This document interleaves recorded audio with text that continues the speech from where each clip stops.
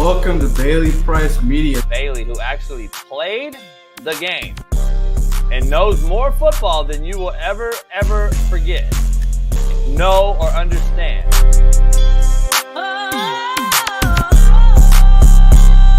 Man, shout out to Bailey Price Media. I am so excited to see what you're going to do with this channel. Everybody like, subscribe, comment, follow Bailey's journey. This is going to be real good. I'm excited for you, brother.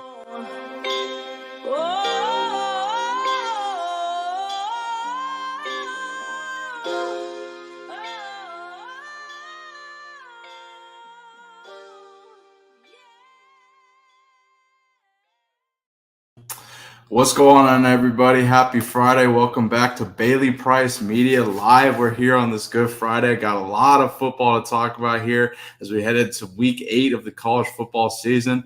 We're going to start off talking about Colorado versus Arizona, Indiana, Nebraska, and several other games. I got Last Chance U coach Jason Brown joining the show. He's obviously the host of the Coach JB show with Big Smitty, which I produce every single day. And we got a lot to talk about here on this fine Friday. So all those tuning in, I cannot thank you enough for joining. It's going to be a great show. And let's get right into it. Without further ado, I know he's a busy man. Last Chance U coach JB. Coach, how you doing today on this fine Friday? You're an idiot. Hello? What up, baby? Well, I know you drive. I know you headed somewhere. How you doing on this fine Friday? Man, free game Friday, man. Chilling in fucking traffic in LA. Going to get my cigars and pick up Sean King, and then weekend at the crib. Yeah. Weekend at the boat. We'll be chilling. I'm about to go. I just spent about $500 on fucking food to smoke this weekend, so the Palooza tomorrow will be lit. Oh yeah, who's all coming? E-Dub, Eric Weddle, a couple of coaches of his, Sean, Steve Kim and his boys, some boxing extraordinaires, one of the most proclaimed boxing trainer in California. He's worked with so many different pro boxers, championship boxers. He'll be coming, and then a couple of buddies of mine, and, we'll see. I'm going to smoke some tri-tips, ribs, smoke some... I'm going to make some smash burgers. I'm going to do some wings. Yeah. I'm going to do, what else am I going to do? Some sausages wrapped with bacon. It's all baked beans, you know. Yeah. It's another day in paradise. The regular. Oh, man. But, let's get into it. Got a lot of games to talk about. Let's start out before we get into the bigger games. Let's start out tonight. Oregon takes on Purdue, and then Florida State takes on Duke. Let's start with Oregon and Purdue. Purdue's obviously struggling program under Walters. They take on Oregon at home, so that's going to be an interesting game. Oregon is 30.5-point favorites. Do you think Oregon's just going to do what they do this game? I don't know, man. They're on a 6 day between games, really, so they probably practice twice, including a travel day, so it's going to be different. It's going to be a little bit different for them. Coming off a high, can they play a team and have to go down to their level? Are they going to play to their level, or are they going to play at their level that they beat Ohio State at? It's one of those games. In this transfer portal era, you never know if these 17 to 21 are now 31-year-old kids. Yeah, that's true. So, it is what it is. They could not show up today. They could show up. I don't know. Did Oregon suspend that shitbird receiver? I'm not sure. I could tell you. Purdue's not very good. They got better. They fired their OC, who was a well-known OC, young guy. He's pretty good. I mean, I'm surprised Ryan's fired him, but he had to make a move. I've known Ryan since he was a young kid, GAing at Colorado, and got his first gig at Arizona. So kudos to him to make a move, business decision, but I just don't think they have enough to get it done. They're not going to win by any means, but they cover 30. That's a tall task. They just played Illinois tough, lost late. Is that the team that's going to show up on a high offensively, or is it going to be a team that, Oregon dog walks? I don't know. I wouldn't say Oregon covers, though, by 30. I think it'd be a it's probably going to be a 21, 28-point game. Yeah, no doubt. I'm with you on that. And before we move on, Florida State and Duke. Duke was 3, now 2.5 point favorites against Florida State. I got Duke. You got Duke? I got Duke big. I got Duke big. Manny Diaz is getting this thing going. His first successful head job. He struggled everywhere he's been as a head coach. I think he's figured it out now. From when he was the coach in waiting under Mac Brown at Texas years ago, when I was coaching right in the thick of my career, he was the coach in waiting when that thing started. James Franklin was the coach in waiting at Maryland under Ralph Friedgen. There was a lot of coach in waitings, and then that thing died out. And Manny left and got a shot to be a head coach at Temple. That lasted about a minute, and then he went back to his alma mater, Miami, and then that didn't go well. So I think he's figuring it out, and now he's doing some things that Cutcliffe did at Duke, turning that program around. Hard academic institution to get kids in. You got to handpick the right kids, just like Vanderbilt does. Yeah. It's very hard to get in. Wake Forest, Duke, Vanderbilt, Stanford, Cal, hard schools to get in and get real deal players. You got to go grades first. Schools like those don't really care about athletes. They care about their academics and their GPAs and the point scale system that the NCAA pays those institutions off of. So their GPA has to continue to stay high in those high rigor institutions. So he's doing a good job. He's figuring it out. I think Duke is going to beat Florida State for the first time ever tonight. Ever. That's crazy. And then isn't that great? 22. I think Manny figures it out and gets it done. No doubt. Yeah, I tend to agree with you. I mean, Duke has played pretty well. They got Malik Murphy at quarterback. I'm sure you're a big fan. He's the kid who transferred out of Texas before the playoff. But yeah, he's their quarterback. They got Manny Diaz as the coach. I mean, yeah, they've been playing pretty decent this season. I'd like to think they'd win that tonight, but we'll see. Let's move on here. Move into some games for tomorrow. I want to start with Indiana, Nebraska. So this is going to be an interesting game. Indiana, Nebraska. Indiana, man, Curt Cignetti, you could argue we're going to talk about this in a little bit, but you could argue he's coach of the year. Nebraska heads to Indiana to take on Indiana, who is 6.5 point favorites. Coach JB, what are your thoughts on this game? I like Indiana. Cignetti gets it done. They've been flawless to date. I think they'll stay flawless. Nebraska's quarterback's young. He still does some dumb things with the football that I don't like. Indiana won't do those things. I think it'll be close. It'll be tight. It could be an overtime type of thriller. But I think Cignetti gets it done. Where's that game at? In Indiana. Yeah, I like Cignetti and Bloomington to get it done. I think Indiana stays undefeated. Cignetti's probably coach of the year. Yeah, and that leads it into our next point. Yeah, Curt Cignetti, coach of the year. Obviously, there's several candidates for this award, but Indiana is balling right now. Cignetti's won at every single place he's gone, and now has transformed this Indiana program. What are your thoughts on him? Do you think he's coach of the year, and why would you think he's qualifier for the coach of the year? Right now, he's got to be the leader, I would say, going into the clubhouse. James Franklin could be in the mix as well. I don't know if they'll give Lanning a shot or not because it's Oregon. DeBoer probably not because it's Alabama, but, there's a couple guys. Kalani Sitake at BYU has got to be in the conversation. Kenny Dillingham at Arizona State has to be in the conversation. And Narduzzi at Pitt has got to get some notoriety there. And then how far does Miami go?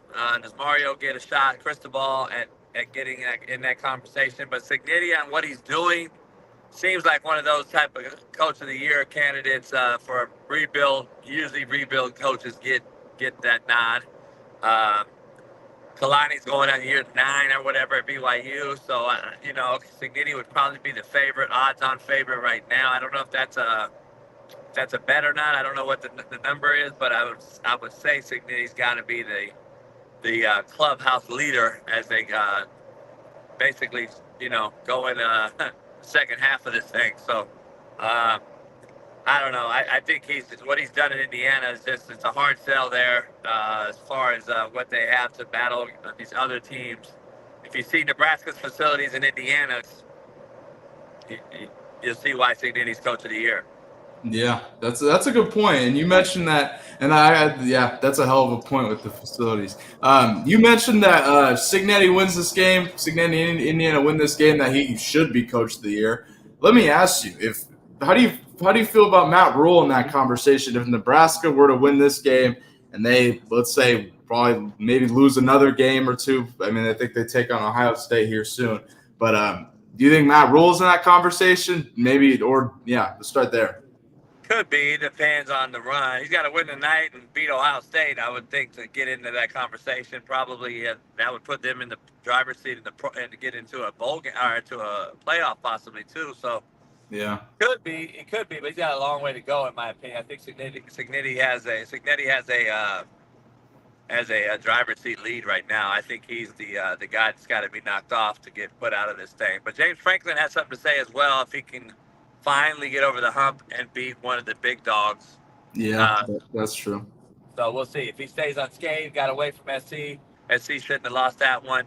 But James Franklin's finally, every year he's winning 9-10 games, but can't get over the hump. Their offense seems to not show up in big games. Now let's see if Franklin's off new OC, which matters. If you look, he left Kansas, and look at Kansas now, and look at Penn State now. So yeah, that's true. It's a lot to be said still, and it's still early. But if I was a bettor, you got to wait and see at least another 4 games, I would say, by everybody before we could say, all right, I'm going to bet on this guy or that guy. Yeah, no doubt. 2 more names in this Coach of the Year conversation. I know we're mid-season, but this is a conversation to be had as we go on. First one I'll say is Deion Sanders. Any possibility if Colorado wins out, which I think, if you look at their schedules, a possibility. Any shot that he's Coach of the Year if Colorado wins out, plays for that Big 12 championship? Because of the hype and who he is, yeah. As far as just coaching, no, he's not. He's not even on Cignetti's same level. But the bottom line is his name and his who he is. It'll carry so much weight. His marketing, the way he's on every commercial, you see him every day when you wake up. You see him every day when you go to sleep. So that's going to carry weight. It's propaganda, man. That's what it is, and he's done a better job than anyone else. So you're going to remember him when you see him on a commercial with Nick Saban or a commercial with fucking KFC or whatever else he's on. You're going to remember him, and that's going to carry some weight if they continue to win. But if they go and lose a couple of these games here, he'll be out of the conversation because there'll be too many coaches with no or one loss. Yeah. Last name I'll throw, Narduzzi and Pitt. Any possibility there? They keep winning. Yeah, there is. He's got to play a few other guys, though, that I think the dark horse of this whole thing and who I think is my coach of the year, I'm going to be honest, is Dabo Swinney. Dabo's the coach of the year, I think, once it's all said and done. I think they're going undefeated. I think they got a shot, and I would actually bet that they possibly could win the Natty. Yeah. I think Clemson, the way they're playing, and I said it after the Georgia game, I said, I'm not writing these guys off right now. Their D-line's as good as – they're better than anybody in football, in my opinion. They got similar NFL D-line. They got probably 3, if not 4, draftable guys on that front set in the front 7. Mm-hmm. And then the quarterback now is playing like the guy we thought he was coming out of high school in Texas, being one of the top recruited guys. Finally, Riley's figuring it out on offense and letting him be him and not handcuffing him. And I think you're seeing it now. And I think that team has proven that you can win with a culture and a in-house philosophy and not have to hit the portal, not have to use the band of mercenaries. I think Dabo's has something to say about this at the end of the day. So that's my coach of the year right now, especially if they run the table, beat Miami, and are in the playoff. That would be my guy, only because I'm old school and I like that he's sticking to his guns and he's saying, fuck the portal. I'm going to do it my way. I love it. Now, can he do it? We'll see. Because if he doesn't, everyone's going to say, oh, he's got to keep up with the Joneses. You don't get in the portal. And I don't know, do they play Pitt? Does Clemson play Pitt? I'm not off the top of my head. I'm not sure. Yeah, so, it's going to be interesting. Narduzzi, though, I mean, he's doing it his way. They do play. They do play November 16th. Yeah, so, it's all going to – Mario, they're all going to play – this whole thing's going to play each other out. And we'll see. In Syracuse, Coach Brown there. Yeah, that's another one now. We'll see how they do. But, it's going to come down to probably one of the more popular guys that have turned the program around. Unless Dabo runs the table, I would think Dabo would be odds-on favorite at the end of the day. But if not, then if Cignetti runs it, I think they'll give it to Cignetti in Indiana or someone like that. I don't see coming out of the ACC because they got to play each other. Yeah, that's a good point. That's a hell of a point. And we'll continue talking about this as we go on. I mean, you mentioned that. I mean, Clemson looks really damn good right now. I mean, you mentioned that this Clemson team would probably beat Georgia now if they played versus the week 1 matchup that happened. I mean, Clemson's rolling right now. So Dabo's certainly in that conversation for Coach of the Year. But let's go ahead and move forward here. Talk a couple more topics before we get you out of here. Colorado, Arizona. It's going to be a big time matchup tomorrow. Down at Tucson in the heat. It's going to be a great game. Travis Hunter's playing. Jimmy Horn and Will Sheppard are also playing. Just some injury updates for Colorado from last week since they lost a lot of their guys, 4 receivers. Coach, what are your thoughts on this game? Obviously, Arizona's got Fafita and T-Mac. Pretty damn good quarterback wide receiver duo. T-Mac, arguably the best receiver in the country, will be matched up on Travis Hunter. Coach, your thoughts on this game? So this is going to be the first test for Colorado to see, are they really a program? Have they really bought into the culture that Deion's trying to put in place there? The reason I say that is this reason. They lost to Nebraska, fine and dandy. They bounced back and had a win the next week. But listen, Nebraska mud stomped them and absolutely just took their soul and snatched it out of their body. And that game was a 24-hour rule game where you just come in and say, listen, we got to hit the reset button. Nebraska beat our ass. Let's get back to brass tacks.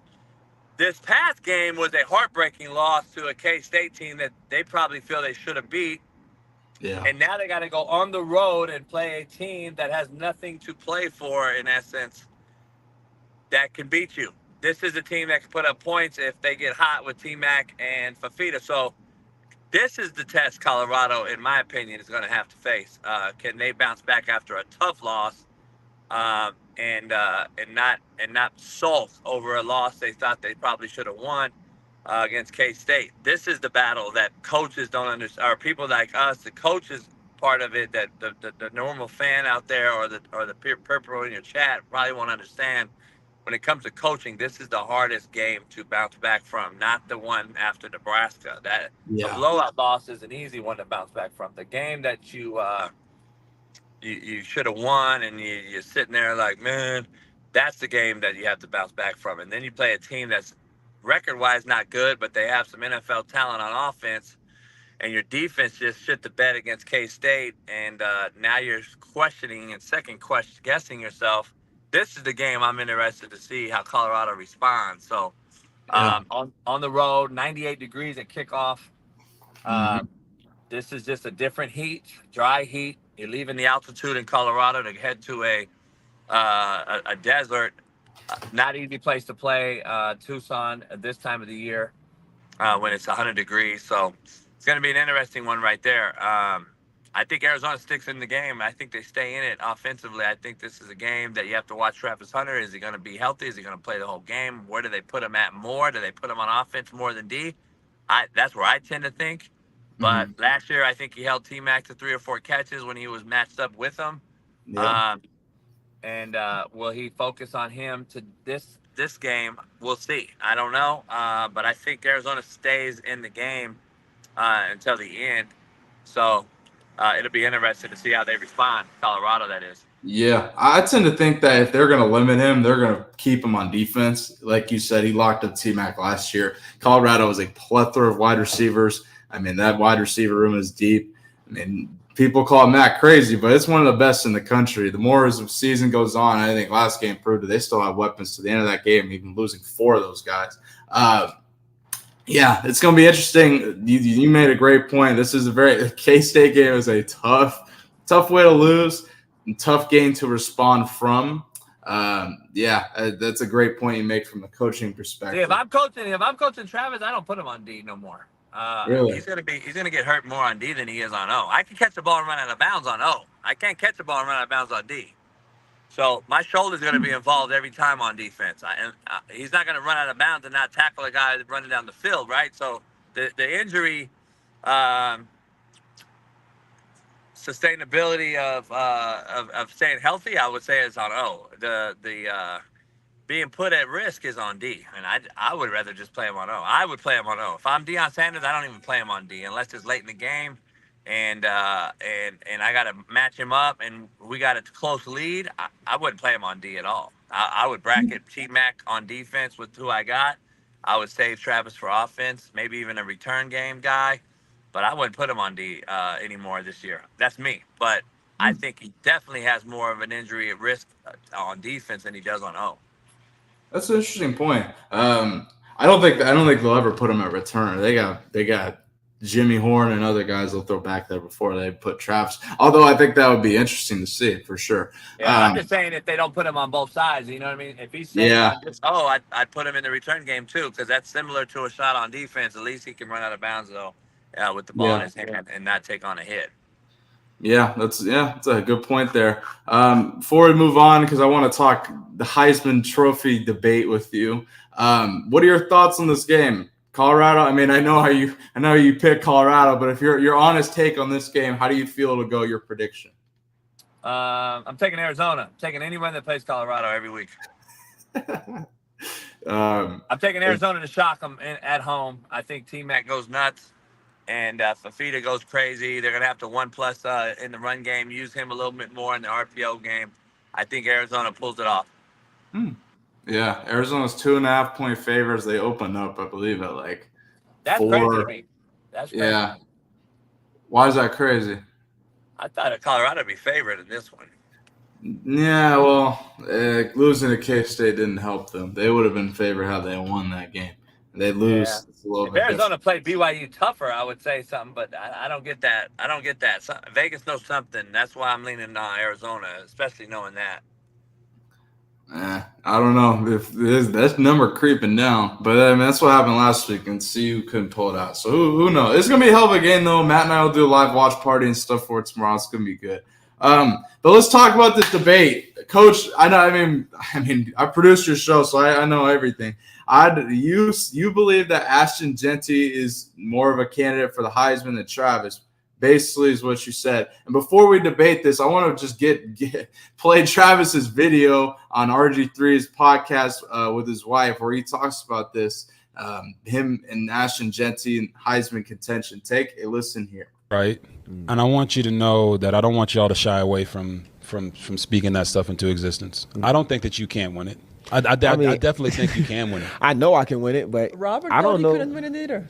I don't know who was there. I mean, y'all see Ashton Jeanty, but it's not like we haven't seen a running back that's good. All right. We haven't seen a player that plays both ways, and I'm gonna keep saying that. It's like he have 95 carries. Yeah. For 1,000 yards. Yeah. If I had 95 catches, how much yards you think I have? Okay. So I'm trying to tell him, like, if I had 95 targets on defense, what you think I'll have? Right. Oh. If I had 95 catches on offense, what you think I'll have? So I try to tell you, like, he got double the touches I got on the offensive side of the ball, and I still have defensive stats that's still crazy, and we only in week 6. Yeah. Coach, what is your response to this? Shut up. The kid needs to shut up. I'm surprised, man. You never see him in the media, man. And I like that about him. And then you go out there after a loss and try to re-hype yourself. I think that's Colorado's marketing doing that, because no way that you make this kid who never goes and talks publicly in the limelight, now all of a sudden is pumping himself up. That is a PR stunt. That's how it works at the 4-year level when you have a Heisman candidate, as Travis is. Now I got to get back in limelight, so I go on these shows and all this old stuff. Listen, you wouldn't have 1,000 yards, by the way, because you don't equate that, man. It doesn't equate, and that's a very, very I don't know what the ignorant. I don't know what the comment he made would be. What words I would use for that. I take it as ignorant or a little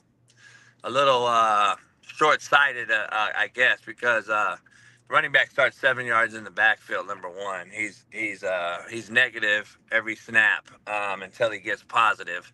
Receiver's always positive as soon as he crosses the line of scrimmage. At the line of scrimmage, it's not even a close debate. Number one. Number two, this guy's doing it on a team that has no talent around him. He is the only talent on the team. There is no other guy. They don't have a QB. They don't have a big-time wideout. They don't have a great defense. This is a team that doesn't have anything, and everyone and their mama is watching this guy and trying to stop him. At least you got Horn and Shepard and a decent back in Shador and all these guys. This guy don't have anything. This guy is literally a one-man band, and he's doing things we have yet to see. He's on pace to run for 300 yards more than Barry Sanders on 100 carries, 100 less carries. And he's also on pace to have 2 more touchdowns. He's doing stuff we've never seen. I don't care what level it is. It's still Division I football. And it's not my fault that you guys allowed the portal to happen, NCAA, and you've allowed this NIL bag to happen. Barry Sanders did it. His schedule wasn't the greatest. Ty Deppner won it, and his schedule wasn't the greatest. And Marshall Faulk played in the same Mountain West Conference, and look what he ended up being. So I don't judge that shit. I judge by what it is every single game. He had 200 yards almost on Oregon. Travis Hunter has yet to play a team even close to Oregon, and this guy did it. We already saw it. He has proof is in the pudding. What Jeanty has done is Heisman worthy. We're only judging you on what you do during this season, not what you're going to be in the NFL. Jeanty, in my opinion, is hands down the odds-on favorite, not only from a betting standpoint, which he is, but just the eyeball, the personnel guy that I am. He is the best player in football, and he's making his team win. He's willing his team to win. That isn't very good. Boise's not like some fucking juggernaut. They could have beat Oregon, by the way, and we have yet to see a Travis Hunter play a team like Oregon, and I don't even know if he'll have that on his resume. And I don't see Travis Hunter having that one Heisman moment. And by the way, some of the comments he made, I don't think people realize. Jeanty has more explosive plays than anyone in America from 7 yards depth. He has more 50-yard touchdown runs than anyone in America by 3 times. I don't think people are really looking at what this cat has done and what he continues to do. So people need to start looking at him and saying, damn, what's really around him? What's his talent base around him? And fuck who he's playing. What is he doing? LaDainian Tomlinson also had a shitty schedule at TCU before they became a Power 5 school as well. Everyone looks at it now and says, oh, he's not Power 5. Power 5 never existed, by the way, when Barry Sanders, LaDainian Tomlinson, and Eric Dickerson, and Marshall Faulk, and all these guys played. It was all D1. So just because you guys changed the rules, don't look at it that way. People look at the schedule thing, and they put way too much stock in it. He's doing it every single week against whoever they play. And Oregon is included, who just beat fucking Ohio State. That's a hell of a point. I agree with you. If he sustains this, if he can sustain this play, I 100% agree with you.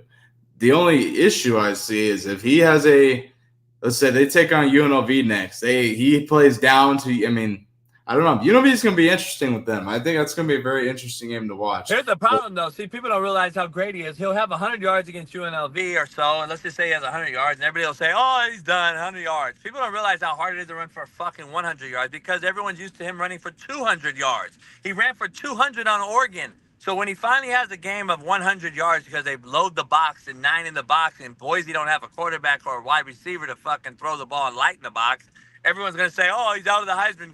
And I'm going to look at it like you guys are fucking crazy. This guy what would you say? Sorry, what would you say if he had like 12 carries for like 56 yards? What would you say? They didn't give him the ball enough. I don't or see like, what happened. Let's say he doesn't get hit 70. He has one of those like actual down games. I'm agree with you. 100 yards, fuck. That's not really. I'm not going to call that a down game at all. Like he's gonna have one of those games. He's gonna have one of those games, just like Barry Sanders had one of those games. He's gonna have one of those games, and the problem is, because we're putting so much stock in this bullshit Power 4 and P5 and all this P4 and all this shit, everyone's going to downgrade his season, and it's going to be sad to watch because he's definitely the guy, in my opinion. And then he'll turn around and have a 300-yard game the next week, I'm sure of it. And then everyone's, you know what I mean? It's going to be one of those things. He had that one game that he only had 100 yards. I think that just tells you how great he really is and how great this season really is with this kid. And I even give him more credit, man. He could go anywhere. He could have went to Tennessee, could have went to fucking Oregon. He went to Boise and stayed at Boise. So, I even give him more credit. So I'm rooting for the kid to win it. Yeah. I mean, it's going to be interesting to see. It's whoever plays more consistently. Obviously, Travis got her last game, so that doesn't help his cause. I'm also like, I think Travis, should care more about winning than the Heisman. So I agree from that angle when you're talking about his comments. I will say RG3 asked him that question, and if I were Travis, I'm not going to sit here and say someone else is better than me. So I don't have a huge problem with his answer on the actual question.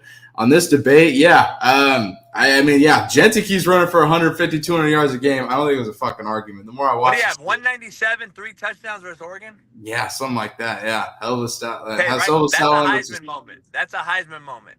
Yeah. So, and he has 2 other ones probably that I've seen. Give me one Heisman moment Travis has had. I'd say his pick at UCF. Yeah, that was one of the best, most unbelievable plays I've ever seen. But if that's not like a Heisman moment. Yeah, it's not. He has no Heisman moments. He has no Heisman like, oh fuck, that's the Heisman move. But is that really what you look at? Like, if you're gonna look at him and say he wins the Heisman, it's more his production on both sides of the ball, being a lead on both sides of the ball, versus going above it. Like, it's I think you gotta have that moment though. Like, everyone's had a moment. Even when Jason White's sorry ass won it at Oklahoma, he had the moment against Texas, and he had the moment against Oklahoma State where he opened it up and had 2 great ridiculous games, 500 and 400 something yards, and that was his moment. Travis don't have that moment, and he doesn't play. He doesn't have, you know what I mean? He needs like a 12 catch, 300-yard game or something. Like he doesn't have the Heisman moment, in my opinion, because he plays. Now, to Deion's point, we would be robbed if we didn't have him on both sides get to see how great he is. He's also being robbed of a Heisman, in my opinion, because he doesn't play one side or the other. And you have to play offense to win a Heisman. I'm just going to be honest. He's not going to win it on defense alone. So that is the other reason why right now I only play him on O. If I'm going to try to get this kid the Heisman, I put him on O only, and then and I just spot him on defense. To me, that'll give him a better shot at winning the Heisman than it would be playing 140 snaps a game. Because if you put him in, let's say 6 snaps on defense, and he totally locks down T-Mac this weekend, and then he totally locks down the next guy for 6 snaps that he's in, it's now you're saying, oh shit, this, and then he's having 10 catches on O and 150, 200 yards, 2 touchdowns. Now you're like, oh shit, he's the guy. He's the Heisman. He locks down the guys when he plays on D, and he's doing this on O. Now you're seeing a sample size of a Heisman. Right now, it's too watered down for him because he's playing too many snaps, and he doesn't get to show how great he is on one side or the other. And offensively is where you need to get stats to get a Heisman, not defense. So when Charles Woodson won it, look what he did. I mean, he did similar to the things I just mentioned. He balled on O, and he locked down on D, and then he transferred over and played both. I think you got to put him on O and put him on a few snaps on D, and now you're saying, oh shit, that's how great he is. He can go over there and do Deion Sanders type of shit, lock down their best guy for 6 snaps when it counts, and then he has 200 yards and 2 to 3 touchdowns on offense. That's going to get him in the conversation, in my opinion, not how he is right now. And I think if Colorado was playing to get Travis Hunter the Heisman, that's how they would do it, if I had to guess. But the one thing that Matt brought up that I think is a good point, it may harm him being on Colorado, his chances of winning the Heisman, because they have a lot of weapons on offense. And I mean, the offense does go through him, but it goes through LeJontay Wester, it goes through Jimmy Horn. They have 3 solid backs that if they choose to run the ball, they will go through them as well. That's the one thing I will say. And if they are gonna if we're being real, if they want to win, and if they are gonna choose to put them on one side of the ball, put them on fucking defense. That's where they need them the most. They have enough weapons on offense where I'm like, yeah, then he on has no defense. shot. He has no shot at Heisman then. Yeah, so that's where it's interesting. Tomorrow, I think. I mean, if he's healthy tomorrow to Arizona, if they lose tomorrow to Arizona and he plays both sides of the football, they'd be doing him a disservice if they don't just move him straight to O. Yeah, you have a point there. I think tomorrow is going to reveal a lot of questions about this debate for sure. But yeah, it's an interesting debate where you put them. Yeah, I don't know. If they wanted to win the Heisman, yeah, just put them on offense. I just think the problem is they have too many damn weapons. And that's just me though. But hey, Coach, I can't thank you enough for joining. I know you're busy. I know you about to go see Sean King and Weddle and everybody else. Tell them I say what's up. I can't thank you enough for joining, and I'll reach out offline. And man, have a great weekend. It's gonna be a great weekend of football ahead, man. All right, brother. I'll see you guys. I'll see you later on. All right, see you later on. Thank you for joining. And can't thank Coach enough for joining the show. A great way to start off the Friday here. There's going to be a lot of great football this weekend. I'm excited tonight. We got Oregon and Purdue. We got Florida State and Duke. That's going to be interesting. Obviously, I think Oregon will kill Purdue. Purdue, I think they played well last week because Walters used to be the DC at Illinois. Now I think it's back to what it is for them, unfortunately. With this other game, Duke and Florida State, I mean, I like what Manny Diaz is doing with Malik Murphy in them. They've played pretty damn well. I'm going to keep trusting that they play well. I don't like what Florida State's doing. Obviously, they've struggled this season, so I'd like to think Duke gets that one done as well. In terms of tomorrow, my prediction, Colorado. I think Colorado takes out Arizona, gets their get back. They're pissed off after losing to K-State. And the way they did, they shouldn't have lost that game. I think they ultimately take out Arizona. I'd take them on the money line. Illinois and Nebraska, I think that's going to be a hell of a matchup. Coach JB and I talked about earlier. I'm going with going with Indiana, Nebraska. I'm going with Indiana. I think Cignetti, Coach of the Year. I think they're a pretty damn good program. Nebraska, I like them. I think they're going to be really, really good next year. I think next year is where we talk about looking at Matt Rule as the Coach of the Year. With Raiola, I think Raiola is young. I think Cignetti will expose, Raiola being young, and that they'll take advantage of that for Indiana on defense. And that's my thoughts on it. But to all 50 people, I can't thank you enough for joining. We're going to be right back here on Monday. I don't know if it'll be with Dana Sanders or not. He's still dealing with the effects of the hurricane. He lived in Sarasota, and Sarasota, obviously, they got the rough end of Hurricane Milton. So send your prayers up for Dana. He'll be back on as soon as he can. But cannot thank you enough for joining. We'll be back on Monday with the new show. And, appreciate it. Hit that like button, subscribe, and stay tuned for more. We're just getting started here. I'll see you on Monday. Peace.